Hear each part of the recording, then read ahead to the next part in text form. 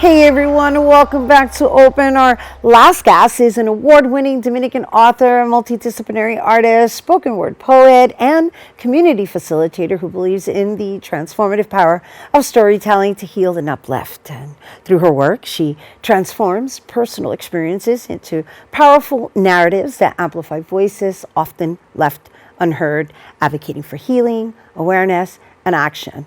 Her message can be seen in her writing, performances, and curated events, as well as her award-winning book, Handful of Poems, and Pelo Malo, a guided writing journal, which aims to create opportunities for collective healing and celebrating Dominican heritage. And here to share more is multidisciplinary artist and author Massiel Alfonso. Hello and welcome. Thank you for having me. Thank you for being here with your beautiful, fluffy curls. Oh, thank you. Yes. Here with the Curly Girl Network. Yeah, for sure. Yeah. Curly Hair Girl Network, because, the fact that you wrote a book, or you created a book, I should say, called Pelo Malo, right? So I had reviewed it, and while we do not have a physical copy here, because you sold out during the holidays, yes. Beautiful thing. What sat with me was the fact that you chose to use the term pelo malo. And so in analyzing why you stuck with it, I thought, well, maybe the pelo malo is like, because we're like nasty like that, right? In a good way. Yeah. In a good way, if that even makes sense. Because it's a phrase that unfortunately curly-haired individuals have had to deal with in our upbringing, myself included. So let's talk a little bit about the impact it's had on you before we even get into Handful of Poems. Well, Pelo Malo was actually a project created on accident. I was exploring writing about my hair. As you mentioned, Pelo Malo has been a word that I've carried with me. And kind of learned the definition of what it was through what other people said when I walked into a room, right? Not all the time it was a positive story or like a positive reaction, but I never took my hair as being different until I started, I would walk down the street and like a stranger would be like, do you own a comb? Or like, comments like that. And I'm like, I don't know what's going on. And I wanted to explore writing about my hair. So of course, of being the creative that I am, I'm like, let's Google journals, writing journals that can kind of guide me in exploring and writing about this pelo malo narrative. And there weren't any. So being the creator that I am, I'm like, we should make one. This needs to exist. I'm pretty sure I'm not the only person who has been told this narrative that our hair is not good or bad hair. Right. And how can I also include a little bit of our sazon, our Dominican culture into this? And that's where the idea bloomed. And I created the Pelo Malo journal, added in some word searches, puzzles, fill in the blanks, anything that I feel like, what would I like to see and how would I be represented in this journal, and that's where that idea came from. I got to tell you, I wish we had a physical copy because, and while I know we're showing the digital form of it, I really enjoyed the different prompts that you presented. Thank you. And even the relationship to the hair and the prompts that also offer a discussion with your hair. Yeah. In giving the hair its own identity and relation to being part of your body. Yeah. And your identity, yes. Right? Or our identity, I should say, right? And so there's something really therapeutic in and I keep saying therapy today because it seems like I guess in January that is a word that really should be in the forefront of what we're about to endure given the circumstances and the massive fires that we stepped into, even though it wasn't affecting us specifically here in New York. We're all affected by what's happening on a larger scale, right? And so I went off into a tangent over there, but that's leading into the fact that this is a time for us to really hone in and go inside and be with self. And this tactic or this way that you've chosen in relating it to your hair, it's almost like you're speaking to yourself, but you're also giving the hair its own character. Yeah. It's its own character. It's brilliant.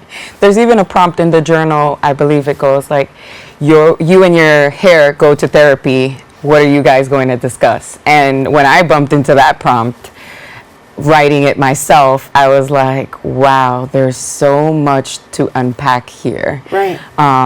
And she's kind of like her own, she is literally her own thing. She decides how big, how small, how frizzy she's going to be, what's the look for the day. Yeah, she's kind of taken control of my life in a very good way. Yeah, no, I can relate. I'm so there with you. And that's why I really enjoyed going through the book, because it's so relatable from the perspective of, like, there was this one that said something along the lines of, like, oh my gosh, no conditioner. And I've been there. Yeah. So that's it's our nightmare. You run out of curl cream, you have no conditioner. It's like plan B, put it in a bun. Right. What's going to happen here? Right. Yeah. Right. And then there's the, straighten it, and then it rains. Yes, that was one of our prompts. So, like, you just straightened your hair, and your curl just goes from straight to curly in like 0.5 seconds. Tell me about that. Yeah. I'm pretty sure we all have a story to tell. As you can see, I practically memorized your book. Yeah. I'm honored. That's great, because that was the purpose. I wanted people to feel seen, to have fun with it, right? It's not only, these are all the bad memories. They're also very good, nostalgic.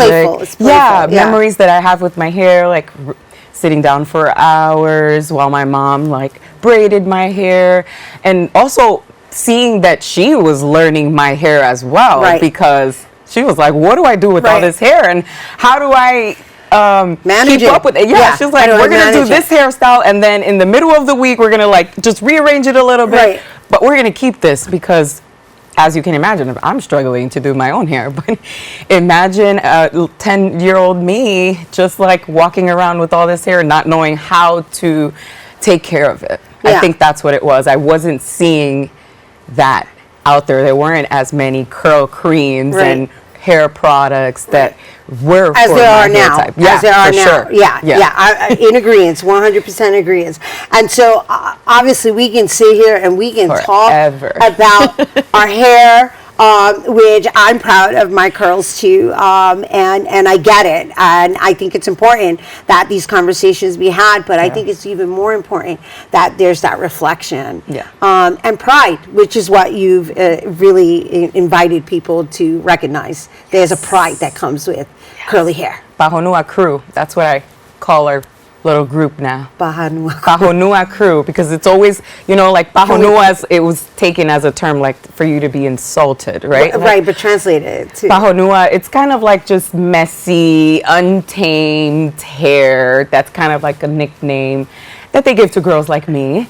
And I took that phrase and I wanted to add the power in that word. And now we're going to reclaim this word and we're going to own it. We're going to wear it proudly. So, So and going back to, and this is a full circle now, with the pelo malo, I was like, it's like bad girls. You know what I mean? Like, not pelo malo, but it's like the bad hair. Yeah. Like the bad hair crew. Exactly. Yeah, like as in bad, bleep, bleep. Exactly. You see, you're catching on. You're starting to get it. So before we go to break, we have to talk about Handful of Poems, because I know you're going to be performing for us, and I know you're going to be performing Pelo Malo, and again, we can talk about that till we're blue in the face bed, or you also have this wonderful book that is available for everyone to pick up. So talk to us about the Handful of Poems. And what I like is that, I just took it off, is that, you have small little poems. It's not anything. It looks like you have some sonnets, right? And some illustrations. Yeah, and some illustrations to make it so. So when did you release this book? So, Handful of Poems was actually born. She's a pandemic baby. It's always been a dream of mine to write a book, but I think I never thought it was a tangible dream until pandemic happened, and I'm sitting at home and I'm like, hey, I have all these poems in my notes and in my journals. I wonder what would happen if I just put them in one place. That's what the initial idea was. Like, let's just put them all in one space where I can find them. And then little by little, I started getting more motivated, started doing some more research. How can I publish this book, even if I only sell one copy for me? The dream was just to see my name on a cover, on a book, and create something that I think represented what I was going through and what I had learned from. So Handful of Poems is a collection of poetry. I call it my little heartbreak book. It was it was a collection of poems that I placed kind of in the phases of heartbreak. So the first chapter is the heartache. Then we move on to the second chapter, which is the heartless. This is like the part of the breakup when you start realizing, wait a minute, I'm the good one here. Right. I'm worth something. Where's that? And then we end in the last. I've been saved. Yeah, right. Like, right. Yeah. And then the last chapter is heartfelt. So it was all the lessons and how I wanted to move forward with all these pieces that I now gathered and can share with other people that we've all experienced heartbreak in some form. In poetic form. Yes. All right, can you just read one little one here for us? Of course. I know you're going to do a random one? Yeah, random. All right, random. Okay. Awesome. Okay. So this is a fairly short one. It's called Equal Exchange. I'm giving you my heart, hoping that I get one in return. And that's all she And wrote. that's it. And it spoke volumes. Thank you. And it leads us back to today's topic of discussion, which is reflection. Yes. Right. And so I find poetry to be the most sophisticated form of writing because while it's coming from a personal place, depending on who's reading it, the interpretation is based on where they're at, right? And so I'm really looking forward to diving into this deeper, especially now that you've expressed the three stages in which you shared it. And I applaud you for taking that time during the pandemic to collect your work. I still need to do that myself. I have tons and tons and tons of books. We could work together. Oh my gosh. And they're random, like all over the place, right?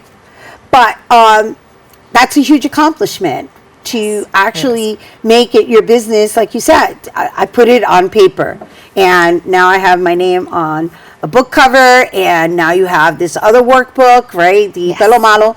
In case people were unaware, it's a workbook. It's not just a book for reading. It has some reflective stuff. It's an activity book as well. It's really well thought out. Thank you. Yeah. Thank you. Yeah. And so while that's the workbook aspect of it, and then we have this reflective book, what you're going to perform for us is titled Pelo Malo. Yes. So talk to us about what we're going to experience. So Pelo Malo was born while I sat on the chair 3 years ago, the last time I had straightened my hair. And it was a very silent conversation between my hairstylist and me. And it kind of just came out based on her facial expressions and how she was handling my hair, although she herself has curly hair as well. It was like she was kind of like apologizing in a way. And while I looked at her facial expression in the mirror and I'm sitting on this chair getting my hair done, I'm like, wow, she's telling me so much without saying a word. And that's how this piece came out. It's a conversation of embracing, but also that tug of war that we always live in. Like, I love and hate this pelo, this hair that's a part of me, right? And how do I take care of this hair? I love it because even though it's metaphoric, it's really about where we are in society. It's about embracing each other and ourselves as we are and as we are not. Yes. Yeah. All right. I'm looking forward to it. Yeah. I hope you guys are looking forward to it. Once again, Massiel Alfonso is going to be performing that for us after the break. However, Handful of Poems is available. Handful of Poems, the book we were discussing, is available wherever books are sold. And Pelo Malo, the workbook is currently sold out after the holidays. But you can visit her website, and as she restocks, it's obviously in demand and it's worth it. So make sure you look into her website and stay tuned because Massiel Alfonso is going to perform Pelo Malo after the break. You don't want to miss. Hey everyone, and welcome back here now to perform Pelo Malo. Let's give it up for Massiel Alfonso.